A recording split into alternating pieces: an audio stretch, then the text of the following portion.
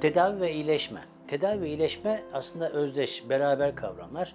Yapılan tedavilerin etkinliğini ortaya koyan diğer bir kavram iyileşme olayı. Yani siz fizik tedavi yaparsınız. Hastadaki iyi olma hali, iyileşme hali ne kadar fazlaysa tedavinin etkinliği de o kadar yüksektir dersiniz. Tansiyonla alakalı ilaçlar verirsiniz. Hastanın tansiyonu düşürmedeki etkisi ne kadar yüksekse iyileşme ile alakalı kavram o kadar yüksektir deriz. Şimdi aslında tedavi iyileşme tedavinin bir parçası. Aslında her iyileşme bedenin norm halini bize ortaya koymuyor.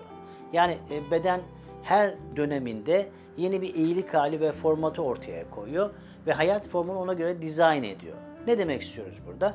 Aslında annemizden doğduğumuz o sıfır noktadaki iyilik halimizi zaman içinde katmanlarla farklı süreçlere vücut taşır. Burada bir sürü etken söz konusu olabilir. Bu etkenlere bağlı olarak beden yeni hayat formlarına geçiş yapar. Bu da hastalık dediğimiz kavramları ortaya koyar. Tansiyondur, şekerdir, diğer problemlerdir. Bunlar beraberinde ortaya çıkar. Şimdi buradaki veya eklem problemleri beraberinde ortaya çıkar.